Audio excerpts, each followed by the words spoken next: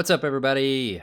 Lance Muser, aka Arrow Knight here, and we're gonna check out doing a little reaction. We got some coverage from VGC of Star Wars Jedi Survivor. We're gonna jump in and watch that video. They're hands-on, which really I did kind of already watch through a decent amount of it, and it has me excited, even though the first one goes right into this category right here.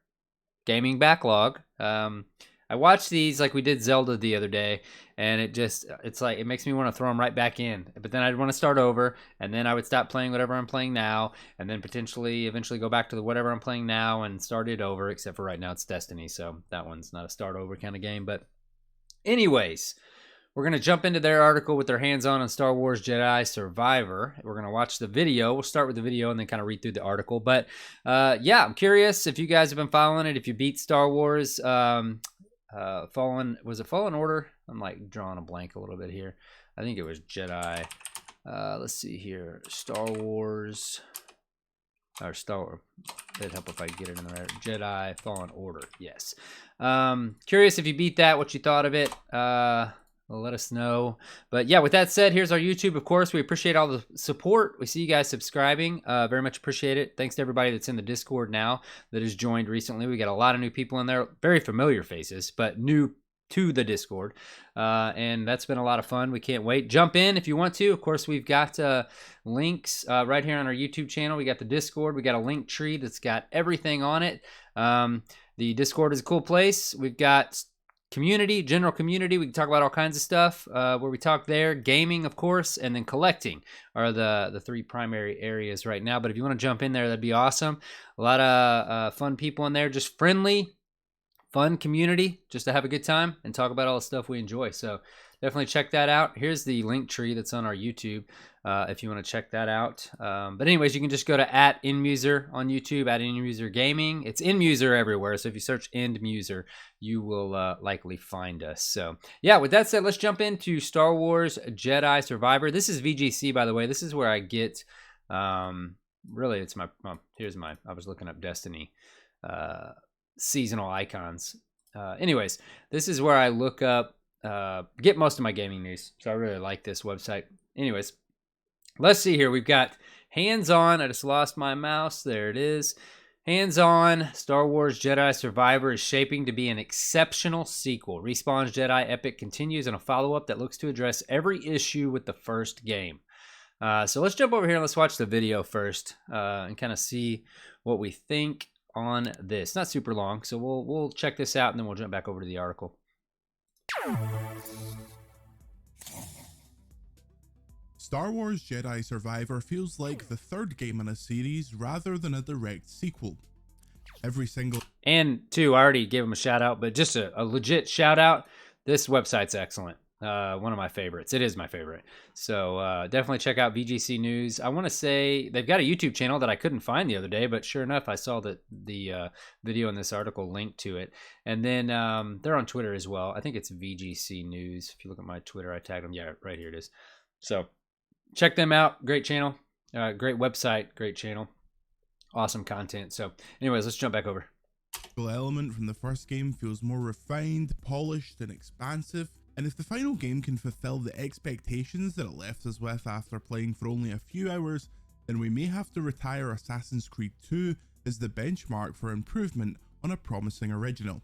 I do have to say, if you played through Fallen Order all the way through, I probably made it a third of the way into the game a couple different times. Again, if you go back and watch this video, you'll understand why I'm trying to figure out how to tackle the backlog. If you have any pointers on how to tackle gaming backlog, let me know. But the first game, was it like a I mean, I remember running into a boss or two.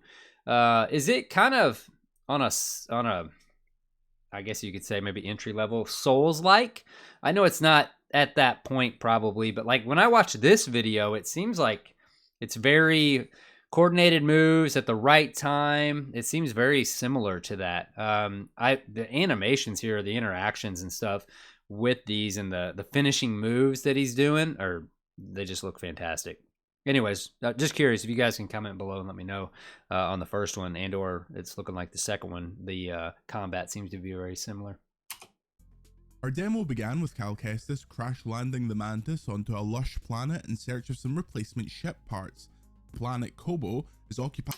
I thought this, it's a little better watching it here the second and or third time. This looked a little awkward. This animation of this. Again, I don't know if it's final product. I mean, we should be pretty close, right? Jedi Survivor release date. I can't remember. It's probably in the article. Oh, yeah, we're real close, end of the month. So, yeah, I don't know.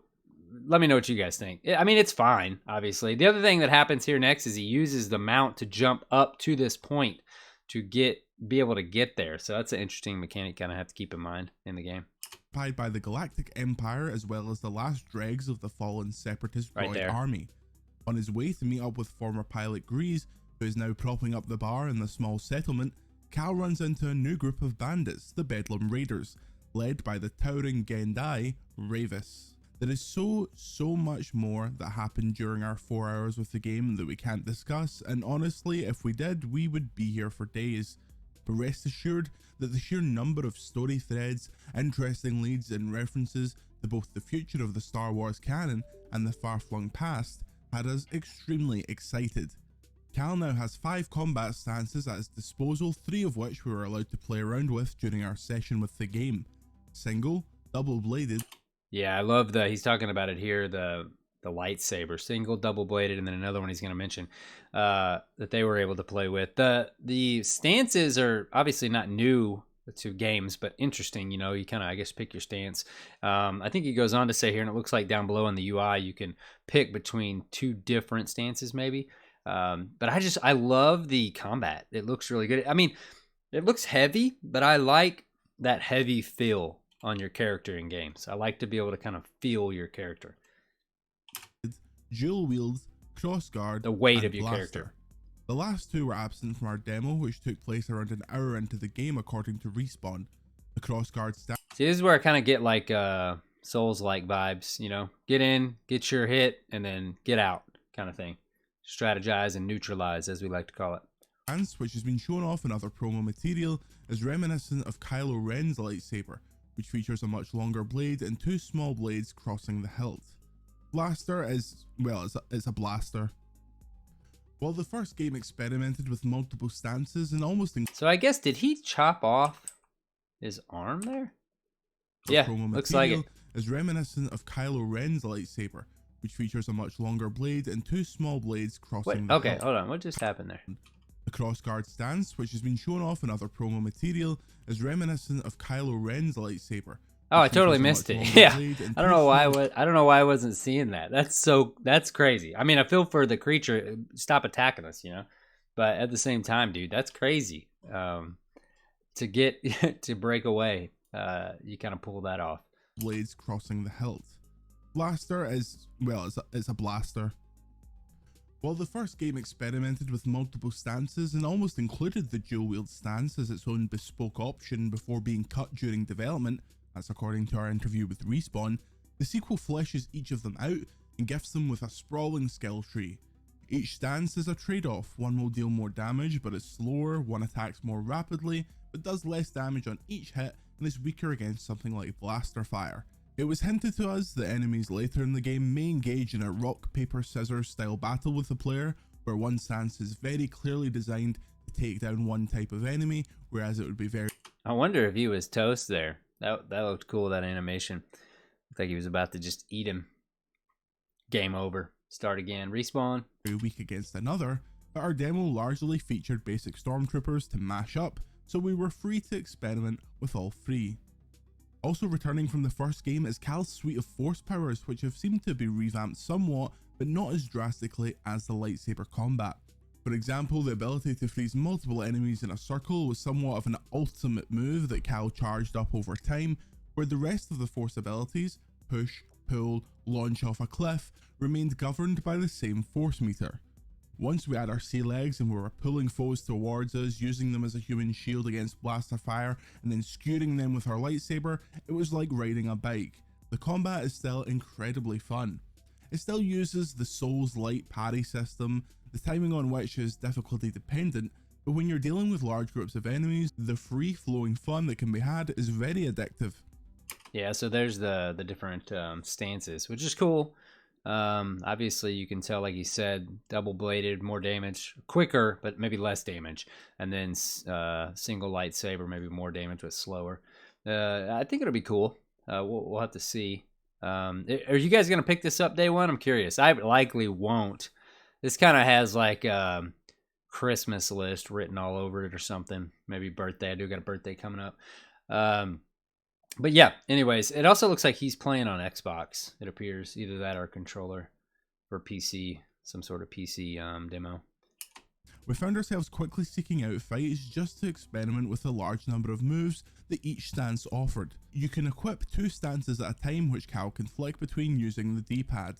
It feels like, depending on the length of the game, you could play through it multiple times, each in a different stance, and get a totally different combat experience. Just how long the full game is remains to be seen, but we're already impressed with just how expansive the levels appear to be compared to Fallen Order. Where Fallen Order featured levels that were largely corridors or small areas and some basic shortcuts that would make backtracking easier, although not as easy as you would like, Survivor adopts a much larger open space, with several different areas sprawling off in each direction. Yeah, I definitely played Fallen Order enough to feel that like corridor opens into kind of a little bit larger area, but you're still contained kind of thing. This, like the scene we just saw there, this looks awesome. Yeah, this, I mean, I always love open world kind of things, environments, I guess, if you will. Granted, that could make the game even larger, more collectible as this or that, but I do enjoy it. While I do also enjoy kind of like the Uncharted take on stuff, but this looks cool. Adopts a much larger open space, with several different areas sprawling off in each direction. Kobo featured a hub town with vendors, mission givers, and other characters to chat to. However, in every direction there were small side stories, areas to explore, and hidden bosses. Think the realms in something like God of War Ragnarok. You could simply play through the Golden Path content, but you'd miss a lot. We already felt like we were missing significant side content during our demo, as we were prioritising seeing the main story missions. Sure, plenty of what you'll find in the world are collectibles, customization items, lore, and other small things, but alongside that there seems to be larger side quests, puzzle rooms, and more. What makes this even better is the much improved map, an element of the first game that was so universally disliked that during our interview with Respawn's principal UI visual designer Dinesh Syed, he brought it up unprompted as one of the main improvements for Jedi Survivor.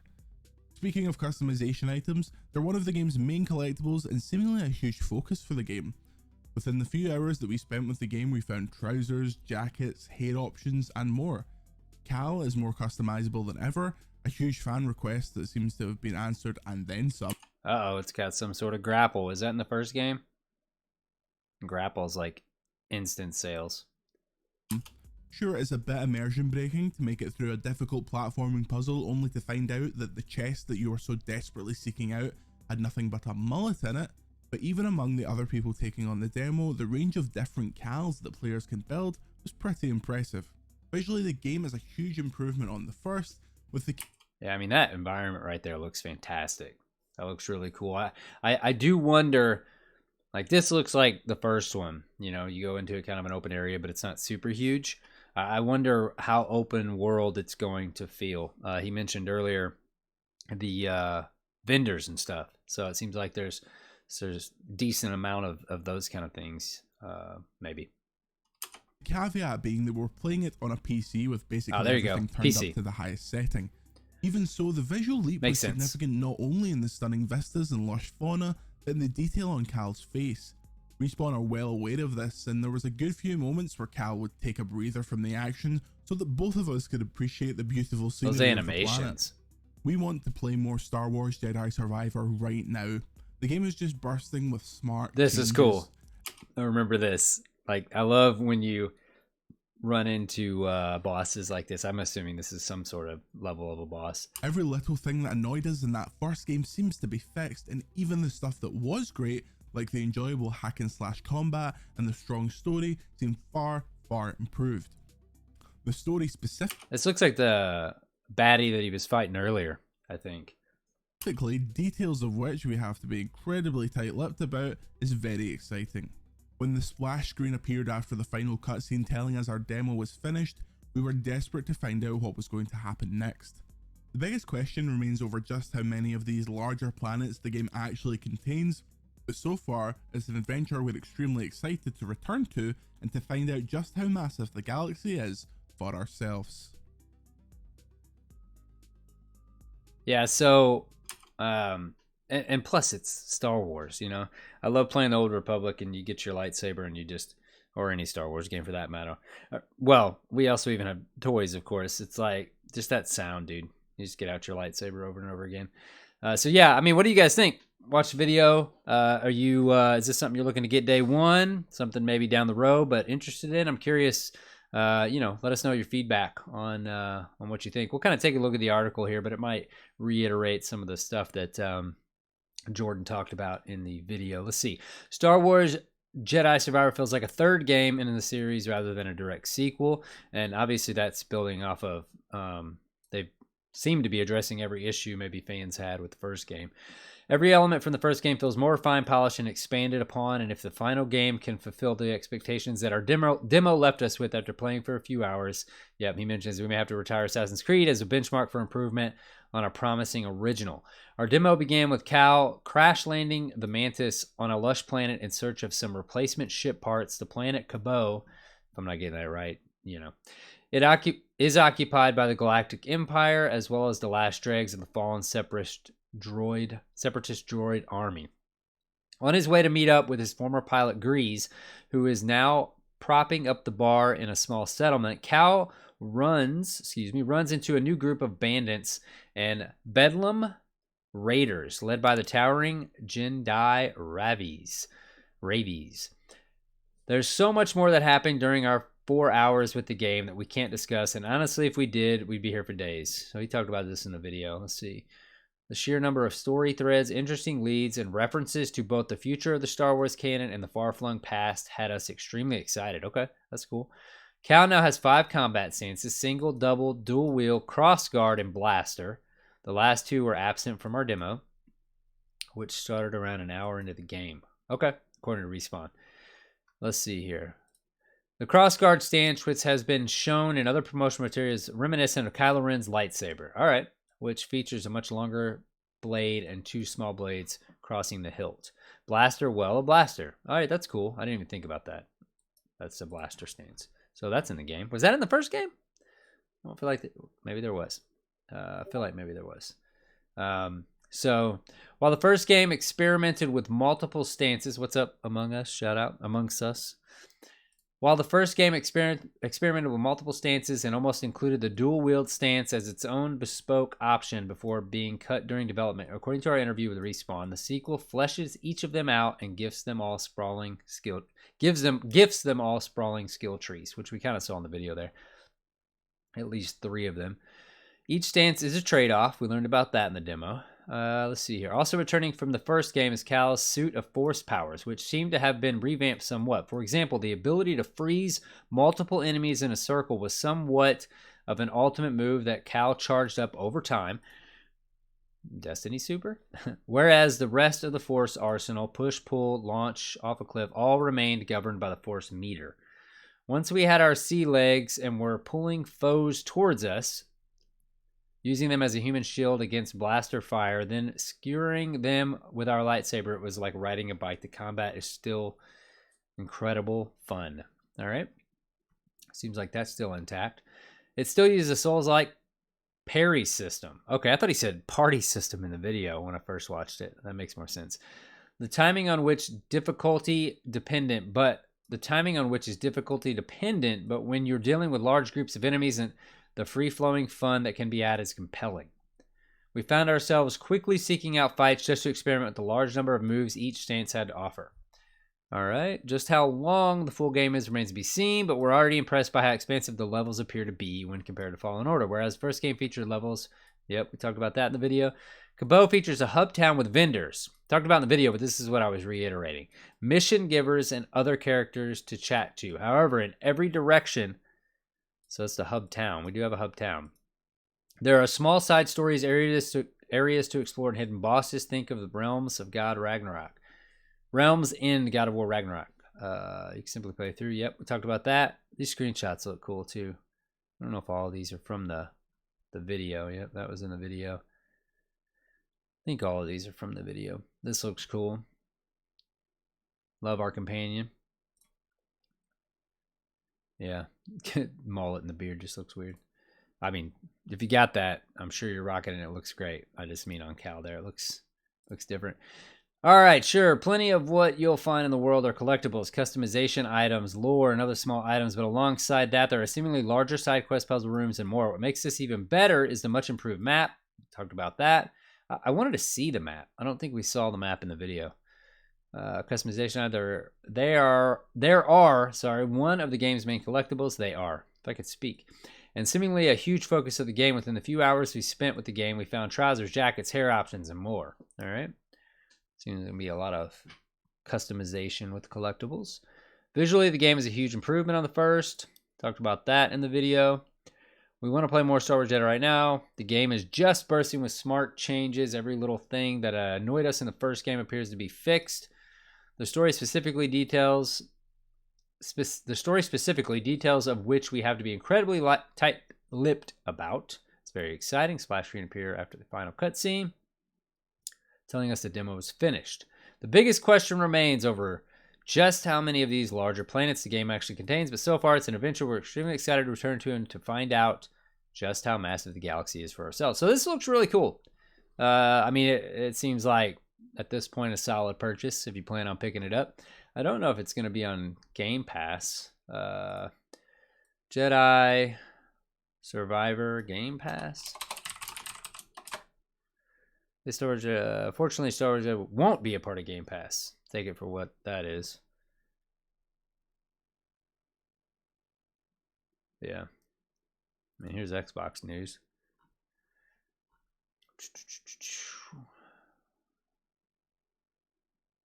Pre-order now. Doesn't look like it's part of Game Pass. I don't know that the first was either, or was at any point. So, yeah. All right, guys, that's it. Just kind of a reaction to the new hands-on there with Jedi Survivor. Let me know what you think. Let us know what you think. Check out other videos on our channel if you want. We check out Zelda down here, the gameplay trailer we got there last week, I believe it was. So, yeah, as always, just like we mentioned before, jump in the Discord. All the links are here on our YouTube channel at endmuser gaming. We also got a collecting channel we're hoping to launch soon. We've got a handful of videos already kind of banked up on this. I know I've told you about it a few times, but we're excited to launch it. It's kind of like an unboxing kind of channel. It's going to be heavily Pokemon, at least initially. So if you're interested in that, when we go live, check it out. We do mention all this stuff. You can give us a follow on Twitter if you want to stay in contact, or we mention anytime we have any content in the Discord and all that good stuff. So yeah, you can find a link on our YouTube channel and on Twitter. You can find me at LanceMuser, of course, and then boom, there's Destiny Reset. Got to give a shout out to our Destiny community, of course, the Derp fam. If you like Destiny, go check this out. We also talk about Destiny in the endmuser Discord, but right here it is. And then here's the link to the Discord. So yeah, as always, thank you so much for hanging out. Always fun, always a pleasure. And until next time, take care.